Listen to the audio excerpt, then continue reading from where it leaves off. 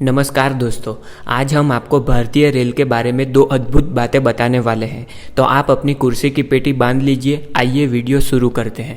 पहली दोस्तों, आपने ट्रेन के इंजन पर ये शब्द लिखे हुए देखे होंगे, WAP, WDG, WDP, WDM वगैरह।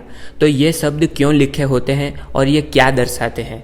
पहले अक्षर W का मतलब होता है वाइड गेज, या फिर इसे ब्रॉड गेज भी कह सकते हैं, यानी इंजन वाइड गेज की पटरी पर चलेगा। वाइड गेज में लोहे की दो पटरियों के बीच का अंतर 1676 mm यानी 5 फीट 6 इंच होता है। दूसरा अक्षर दो प्रकार का होता है, एक A और एक D। A का मतलब AC यानी इंजन अल्टरनेटिंग करंट से चलेगा, दूसरे शब्दों में कहे तो इंजन इलेक्ट्रिसिटी से चलेगा। और D का मतलब इंजन डीजल से चलेगा। तीसरा अक्षर 4 प्रकार का होता है, P, G, M और S। P का मतलब होता है पैसेंजर, इंजन पैसेंजर ट्रेन को खींचने के लिए चलेगा। G का मतलब होता है गुड्स, इंजन गुड्स ट्रेन यानी मालगाड़ी को खींचने के लिए चलेगा। M का मतलब होता है मिक्स, इंजन जो है वो दोनों पैसेंजर और गुड्स ट्रेन को खींचने के लिए चलेगा।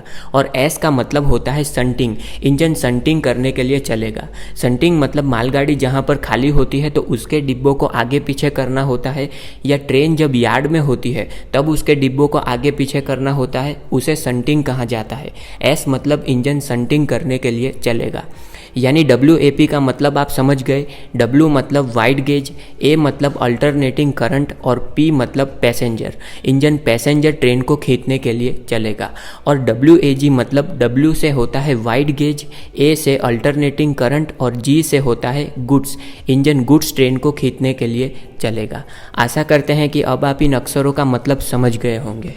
दूसरी, भारतीय रेल का नवापुर रेलवे स्टेशन एक ऐसा रेलवे स्टेशन है जो 2 राज्यों के बीच बटा हुआ है।